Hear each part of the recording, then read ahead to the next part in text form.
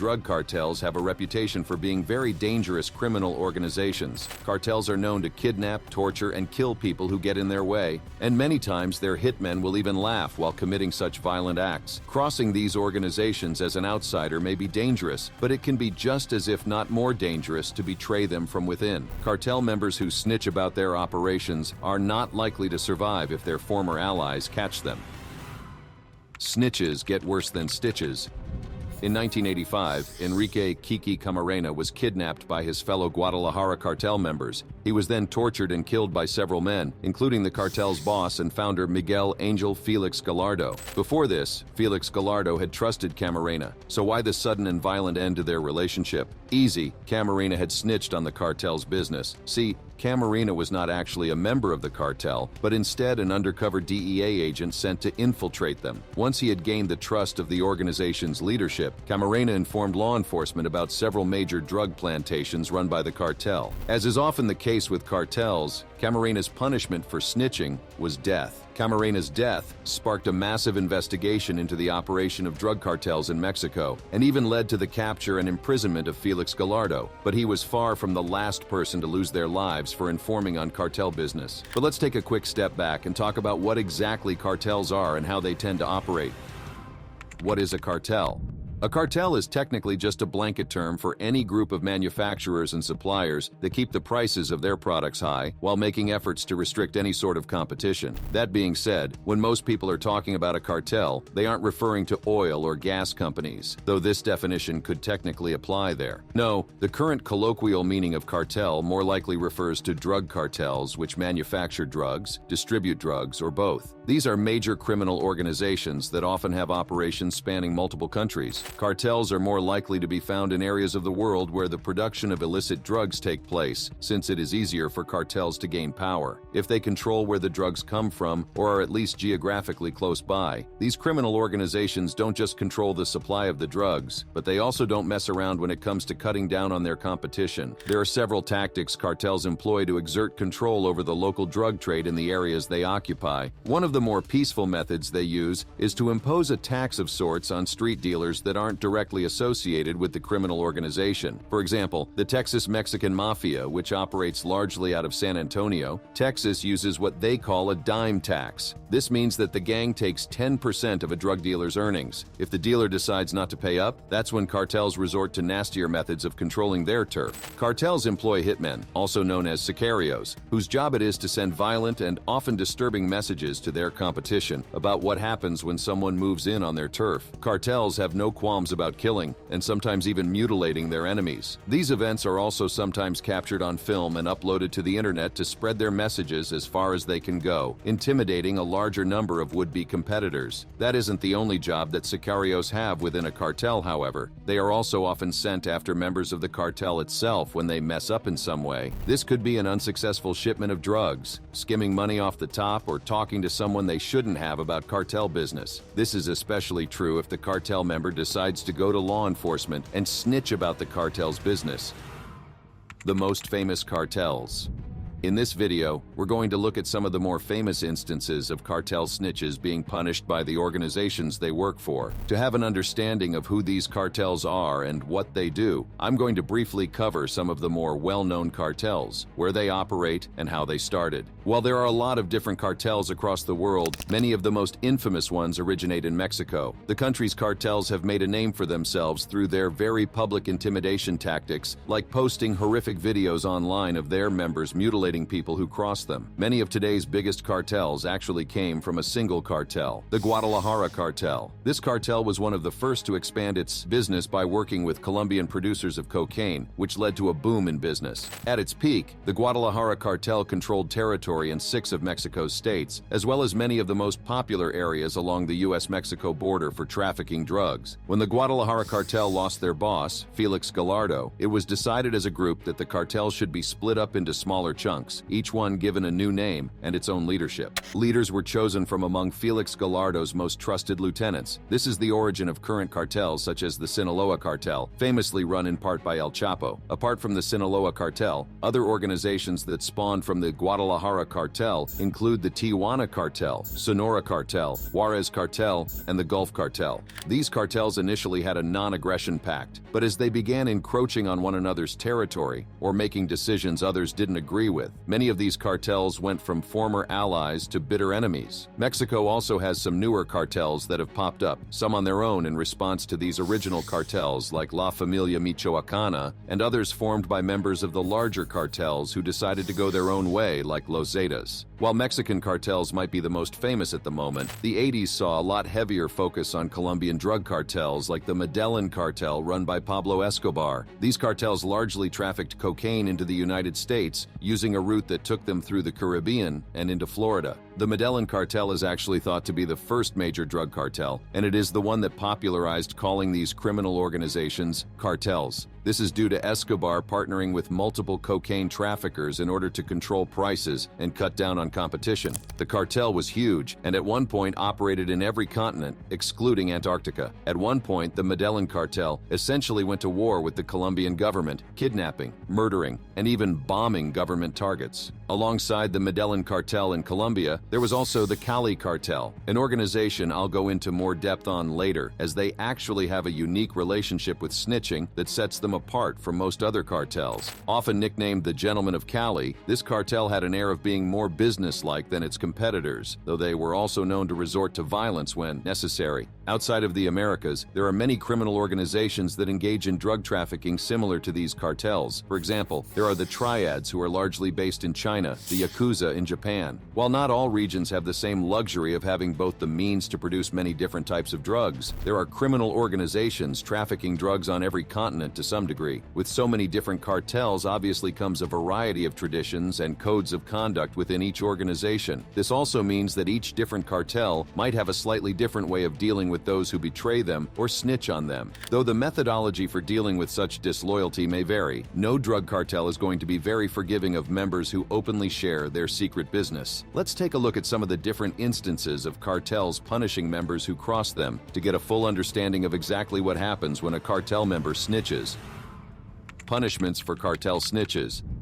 Cartels don't let snitches off the hook easily. Often, the best an informant can hope for is a swift death as opposed to a drawn-out one, where they are tortured or dismembered. A prime example of what happens to cartel members who begin working with police can be seen in one of the killings by Ruben Reyes, also known simply as Menace, one of the deadliest enforcers for the Texas Mexican Mafia. The Texas Mexican Mafia, also called the Mexicanemi, started as a prison gang in 1984. It was founded by an inmate in Huntsville prison named Heriberto Huerta, who had been convicted of racketeering and murder conspiracy, traditions his gang would carry on in the future. Huerta declared himself president of the Mexicanemi for life and began running their operations from behind bars. The gang is based out of San Antonio per Huerta's wishes. Apart from drugs, the Texas Mexican Mafia makes its money through prostitution, gambling, arms dealing, robbery, and even contract killings. Another major source of revenue for the Mafia comes from imposing a dime on other drug dealers in the city. This dime is a 10% tax on any drug sales that take place on the Mexican Mafia's territory. Independent drug dealers who don't pay their dime to the Mexicanemi will often find themselves face to face with one of the Mafia's enforcers. The Mexicanemi have been referred to as a cartel, likely due to their violent methods of preventing competition. Working for the Mexicanemi, Ruben Menace Reyes carried out many hits on their behalf. On October 12, 2013, Reyes carried out a hit on a fellow member of the Texas Mexican Mafia named Ulysses Farias.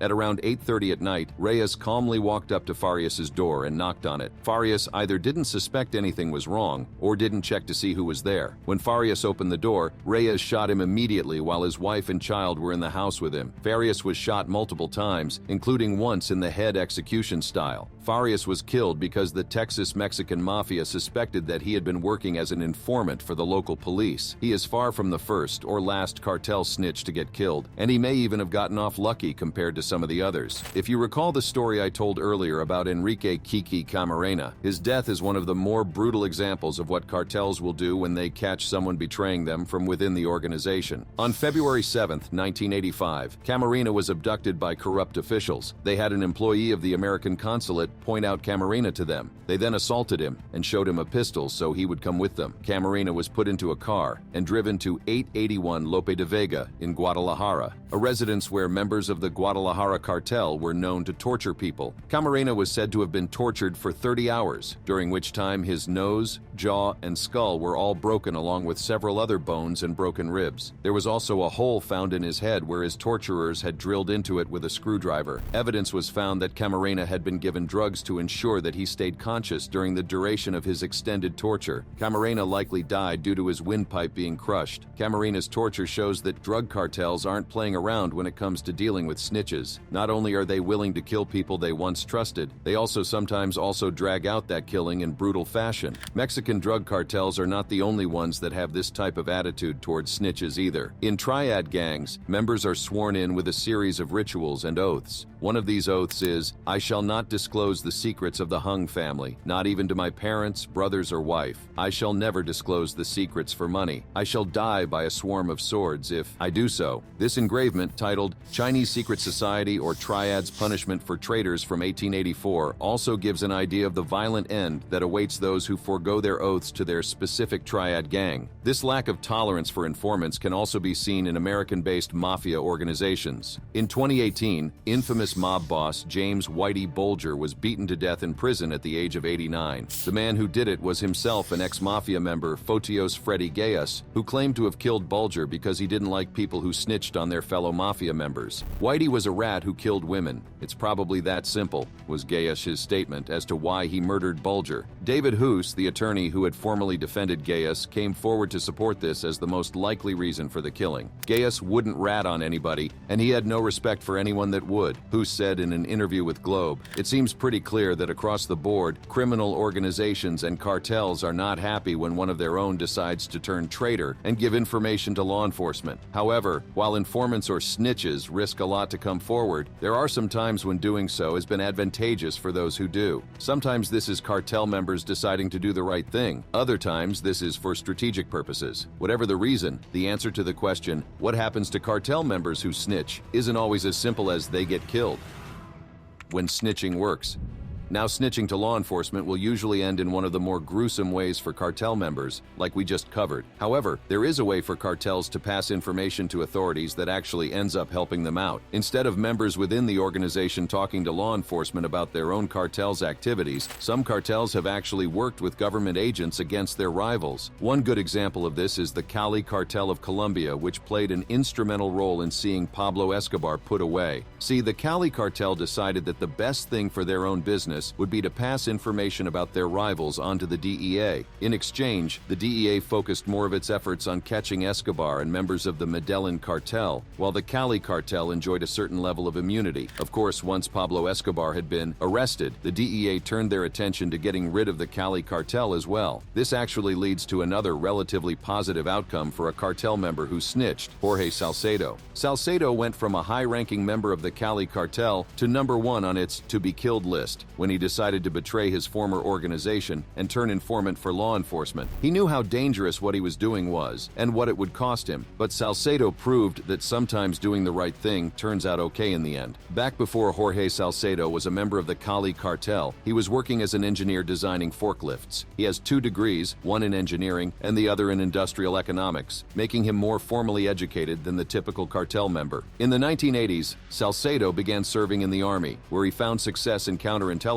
His background in engineering made him skilled at electronic surveillance, and he proved to be a major asset. As the drug wars in Colombia progressed, the country's military grew more skeptical of its often corrupt government. Salcedo was enlisted as part of a secret, unapproved mission by the military to hire European mercenaries and use it to target high-profile guerrilla fighters back in Colombia. However, the mission ended up getting abandoned just before it went off. Word of his involvement with the operation got around, and he was eventually summoned to meet with one of the Cali cartel bosses, Miguel Rodriguez Orihuela. According to Salcedo, "I had to go. It was not an invitation I could refuse. In Colombia, even honest people have to deal with the cartels." This is how Salcedo became involved in the Cali cartel's operations. Orihuela and his brother wanted Salcedo to use the skills he had honed in the army to help bring down Pablo Escobar. Salcedo worked with the Cali cartel for some time, even helping them with several assassination plots against Pablo Escobar. This essentially forced him to stay a part of the organization. protection, as the government would arrest him for being involved with the cartel, and members of the Medellin cartel wanted to kill him for his involvement in trying to kill Escobar. His continued membership in the Cali cartel saw him gaining more trust and responsibilities as time went on. However, Salcedo would eventually reach his breaking point upon witnessing some of the cartel's more violent actions. Salcedo decided it was time to turn on the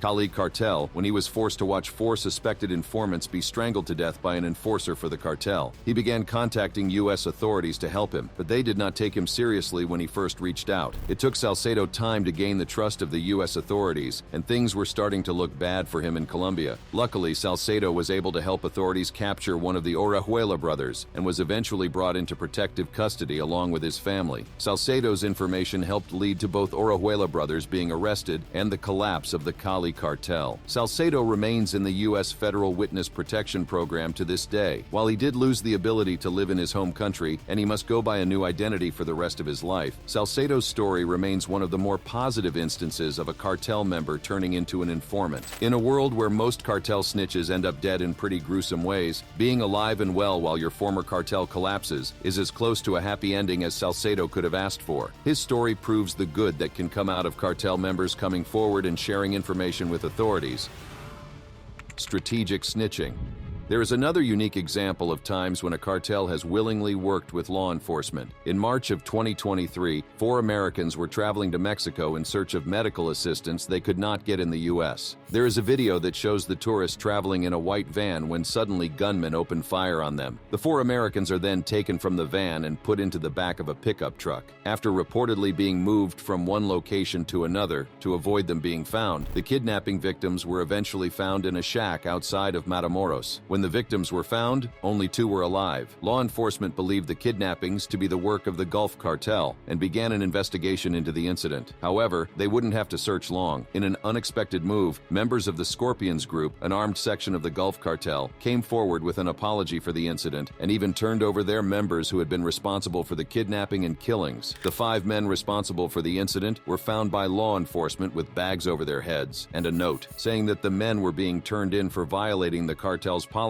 against hurting innocent people. The note also included an apology to the survivors and the families of the victims. While this might not classify as snitching in the traditional sense, it is still the cartel handing over their own members to law enforcement. So why would they do that? Well, there seem to be a couple reasons why the Scorpion Group would want to turn in the members responsible. For one, this kidnapping was high profile and made international news. This brings increased scrutiny down on cartel activity in Mexico. Several U.S. politicians, including Lindsey Graham, have pointed to the incident as a reason for the U.S. military to get involved in Mexico. Graham wanted drug cartels to be labeled as foreign terrorist organizations. While this was met with harsh criticism from the Mexican government, the Gulf Cartel likely wouldn't want to take any chances of having to deal with local law enforcement as well as foreign military powers. By saying that the men who kidnapped the 4 Americans were working outside of the bounds of their organization, and by turning them in, the cartel is trying to wash their hands of any responsibility in such a major incident. Another reason why the cartel may want to distance themselves from this incident is because they want to uphold their reputation in the places they operate. While cartels do like sending intimidating messages to their enemies, many also try to save face with the general public. Cartels have sometimes been known to espouse the notion that their actions are done out of a sense of justice. For example, La Familia Michoacana started with the promise of bringing order back to their home state of Michoacan. Other cartels have used language positioning themselves as vigilantes when killing rival gang members. This is a way for cartels to play themselves off like they are actually good for the communities they operate in. If a cartel like the Gulf Cartel was known to be killing and kidnapping innocent people regularly, it might be harder for them to entice locals to work with them or join them.